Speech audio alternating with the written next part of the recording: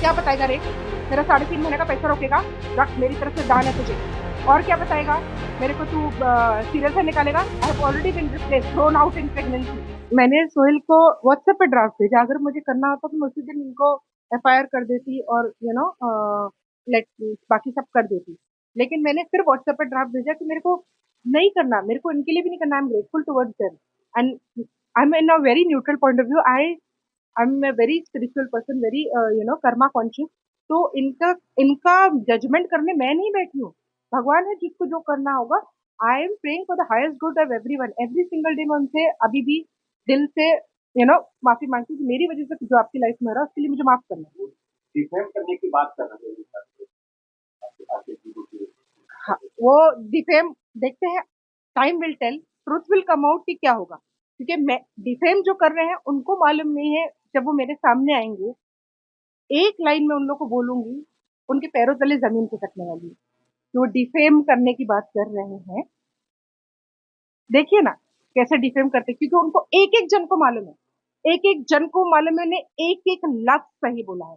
Jatin, Sohail, Asif ji, everyone knows every single word I have written in the draft, in the notice. क्योंकि 4 मार्च को मैंने draft, 4 अप्रैल को मैंने ड्राफ्ट भेजा था। 6 अप्रैल को उन्होंने मेरे को वापस धमकाने का ईमेल भेजा कि I am trying to extort money. मैं तो मेरा पैसा नहीं मांग रही हूँ, आपको एक्सटॉर्ट मनी क्या? देन फाइनली 8 अप्रैल को मैंने नोटिस भेजा, जो सब गवर्नमेंट अथॉरिटीज और आसिफ जी, सोहेल, जतिन को मैंने पूरा ऑफिशियल नोटिस भेजा साइन करके कि ऐसा ऐसा है, ये सब मेरे प्रॉब्लम्स है। मुझे लगा अभी ये बात यहीं खत्म हो जाएगी, लेकिन अब ये वो शांत क्यों रहे? 8 अप्रैल को मैंने भेजा। अभी उनका जो पुलिस स्टेशन में जो रजिस्टर हुआ है दैट स्टार्टेड ऑन 8 मई।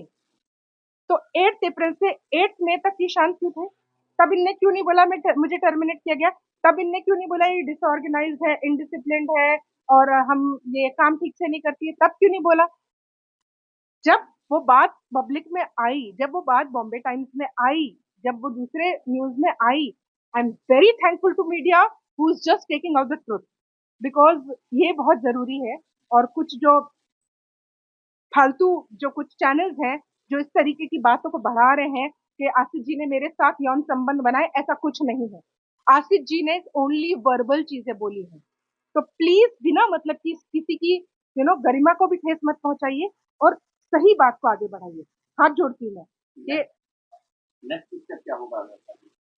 सो अभी पुलिस स्टेशन में जैसे ये नोटिस पहुंच गया है, because I am not in Mumbai, इसके लिए जो भी एफआईआर करना है वो मैं मुंबई जब जाऊंगी तब करूंगी। बाकी police is investigating for the same and मुझे कलेक्ट्रेट से लेटर आया है कि they are looking into the matter, they have registered it. जो जो भी उनका, जो मुझे इतना समझ में नहीं आता लीगल क्या है, वो दे हैव रजिस्टर्ड इट। तो अब आगे क्या होगा देखते हैं। और वो जो मुझे बोल रहे हैं वो मुझे डिफेम करेंगे एंड एवरीथिंग, वो देखते हैं कहाँ करेंगे, क्योंकि उनको मालूम है मैंने एक लफ्ज भी झूठ नहीं बोला। And I just want to say one most important thing, this is not for money, this is just for truth and victory. मैं ये अपॉलोजी के लिए कर रही हूँ। उन लोग को ये बात माननी होगी कि उन्होंने ये किया है। वो तीनों ने, उन्होंने को हाथ जोड़ के मुझे बोलना पड़ेगा कि जेनी सॉरी, ये हमने किया है, बिकॉज यहाँ मेरी सेल्फ रिस्पेक्ट और डिग्निटी की बात है। Thank you.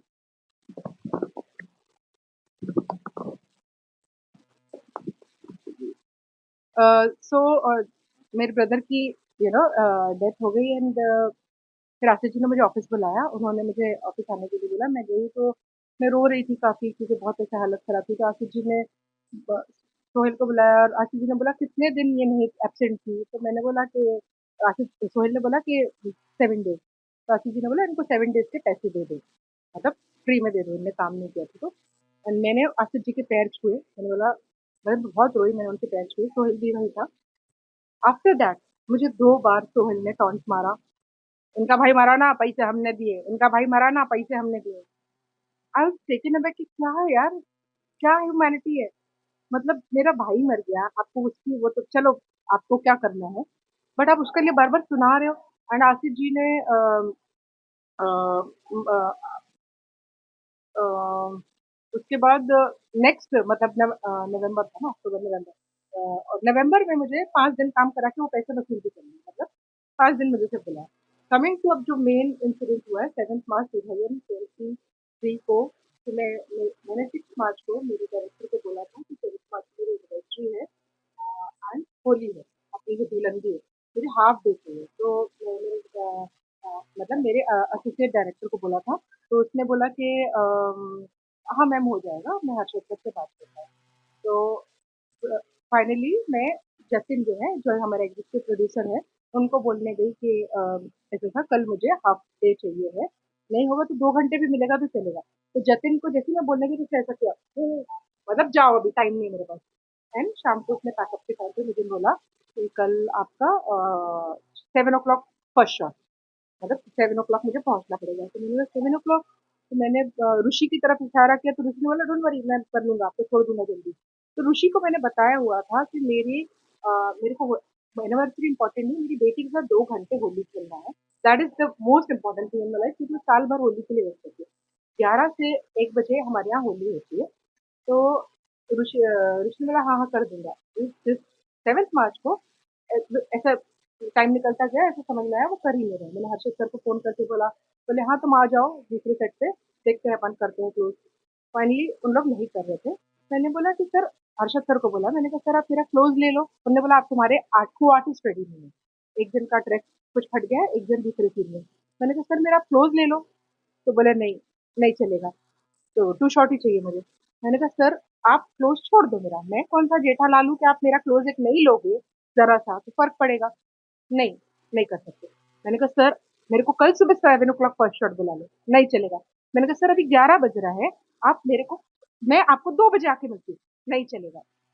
हर चीज नहीं चलेगा। और उसके बाद मैं रूम में गई तो मुझे पता चलता है 4 आर्टिस्ट के एडजस्टमेंट है, इसको छोड़ दिया गया, इसको छोड़ दिया गया, इसका यू नो बाकी सब मेल आर्टिस्ट का एडजस्टमेंट है। तो मैं मेरा क्यों नहीं, मेरे 2 घंटा 15 साल काम करने का, मेरे 2 घंटे में मेरी बच्ची को नहीं दे सकती, इतना आप नहीं कर सकते? फाइनली मैंने मेरे हस्बैंड को फोन किया, मैंने कहा मेरे को नहीं सहन हो रहा है। तो उन्होंने बोला आ जाओ तुम। मैंने कहा इन लोग मेरा 3.5 महीने का पैसा रोक लेंगे, बोले रोक ले दो। मैंने कहा इन लोग मेरे को निकाल देंगे, रिप्लेस करेंगे, बोले करने दो, तुम वापस आ जाओ, तुम्हारी पीस और हैप्पीनेस इज मोर इम्पोर्टेंट। तो my husband is my biggest support. मैं वापस मैं निकलने लगी, तो जतिन आ गया, उसने मेरी कार के सामने ऐसे करके उसने रोक लिया, मेरी कार के पीछे खड़ा हो गया, मैं रिवर्स करने लगी, तो वो ऐसे करके रोकता रहा। तो मैं उसको बोली जतिन जाने दे, मेरे को जाने दे। तो उसने कार की मतलब मैं गाड़ी पीछे करने लगी, तो बहुत देर तक वो शायद सोहेल को फोन कर रहा था, तो उसने बोला लो सोहेल भाई से बात करो। तो सोहेल फोन पे था, तो उन्होंने बोला क्या हुआ, मैंने उसको 2-4 चीजें बोली। बोले आप रुको मैं आता हूँ। मैंने कहा सोहेल इट्स ऑलरेडी 11:45, मेरे घर में पहुंचते पहुंचते 12:30 हो जाएगा, होली खत्म हो जाएगी, मेरी बच्ची के साथ मुझे होली खेलनी है। बोले नहीं नहीं ऐसा ये वो करके। मैंने कहा मेरे को जाना है। मैंने कहा जतिन दरवाजा खोल, नहीं तो मैं तोड़ दूंगी। एंड ऐसे करके उनको दरवाजा खोलना पड़ा। मैं बाहर निकली हूँ और सोहेल आया है, और सोहेल ने आके मेरा तो दरवाजा खोला जोर से, बोला क्या नाटक कर रही हो, क्या नाटक कर रही हो, अभी बताता हूँ क्या कर सकता हूँ। तब मेरी सट थी, मतलब क्या बताएगा रे, मेरा 3.5 महीने का पैसा रोकेगा, रख, मेरी तरफ से दान है तुझे। और क्या बताएगा, मेरे को तू सीरियल से निकालेगा, I have already been replace thrown out in pregnancy. और क्या करेगा, मैंने कहा तेरा कंटिन्यूटी का शूट रुका है ना, मेरे को बुला, मैं आके पूरा फ्री में करके जाऊंगी। तो वहां उसका ये हुआ कि इसके पास लिए तो मेरे पास कोई पॉइंट ही नहीं है। उसने जोर से मेरा कार का दरवाजा बैंग किया, सब सीसीटीवी फुटेज में है। उसने मेरे कार का दरवाजा बैंग किया, उसने बोला गेट आउट, गेट आउट 4 बार चिल्लाया और बोला कि इनको रिप्लेस करो। आफ्टर दैट मैं मुझे लगा शायद ये बुलाएंगे या फोन करेंगे, इनका कोई भी इनकी तरफ से ये फोन नहीं था। एंड 24th ऑफ ये 7th मार्च की बात है, 24th ऑफ मार्च को सोहेल ने मुझे व्हाट्सएप पे एंड ईमेल पे मुझे एक लेटर भेजा कि हमारे यहाँ के मेकअप मैन, हेयर ड्रेसर और ये सब का नुकसान हो रहा है, और 1 हफ्ते के अंदर आपका जवाब चाहिए है, इसका जवाब दीजिए नहीं तो हम आपको टर्मिनेट कर देंगे। जो लोग बोल रहे हैं हमने इन्होंने मेरे को टर्मिनेट किया है, तो वो टर्मिनेट दिखाएं आप कहाँ है वो लेटर है, वो टर्मिनेट कर देंगे करके लेटर था। एनीवेज मैंने उनको 4 मार्च को सिर्फ व्हाट्सएप पे ड्राफ्ट भेजा कि रिप्लाइंग ये 15 साल का हरासमेंट, क्योंकि मुझे ऐसा लगा कि यार हर चीज में दबा रहे हैं, मैं कुछ बोल नहीं रही, मैं शांति से घर में बैठी हूँ। मैंने वो सोचा चलो गया सीरियल, जाने दो, रिप्लेस करेंगे जाने दो, देखी जाएगी। अब आप मैं घर पे बैठी हूँ, उसके बाद आप मेरे को लेटर भेज के आप मेरे को डरा रहे हो कि हमारे ये पैसा देना पड़ेगा, क्योंकि ये मेरे यहाँ अब 3.5 महीने का पैसा नहीं देना चाहते। तो मैंने बोला कि ओके, मैंने इनको सिर्फ व्हाट्सएप पे ड्राफ्ट भेजा, जिसके थ्रू इन्होंने मंदार से मुझे फोन कराया। सोहेल ने मंदार को फोन किया, क्योंकि Mandar is my close friend. तो मंदार को फोन किया, मंदार ने मुझे रात 4 साल में 4 फोन नहीं किए, जिसने रात से लेके सुबह तक मुझे 8-10 फोन किए और कितने मैसेजेस भेजे, वो सब मैसेजेस मेरे पास है। फिर उसने मेरे को फोन करके बोला कि जेनी क्या हो गया है? सोहेल बोल रहा है तुम सेक्सुअल हैरेसमेंट का केस करने वाली हो। मैंने कहा हाँ। तो बोले कि ऐसा-वैसा है। मैंने कहा देख बंदा, मैंने उनको सिर्फ ड्राफ्ट भेजा है। ये बात को यहीं खत्म करेंगे। बिना मतलब के मेरे पे बार-बार चढ़ रहे हैं, मुझे दबा रहे हैं, ऐसा नहीं होता। तो उसने बोला जेनी सीरियल का तो सोचो। मैंने कहा सीरियल का सोच रही थी, इसलिए मैं कुछ नहीं कर रही हूँ। और सीरियल भगवान की दया होगी तो चलता रहेगा। मेरी दुआ है सीरियल चलता रहे सालों-साल। मेरा कुछ नहीं 200 लोगों की रोज़ी-रोटी चलती है इससे। मैं कोई नहीं ऐसी सीरियल को बंद करने वाली। लेकिन मैं खुद ग्रेटफुल हूँ कि सीरियल में मैं काम करी इतने साल से सब कुछ है। लेकिन ग्रैटिट्यूड अपनी जगह और फैक्ट्स अपनी जगह। आप बार-बार किसी को इतना दबाओगे ना, इतनी रस्सी जितनी खींचते हैं ना रस्सी टूट जाती है। आप कितना दबाओगे यार किसी को?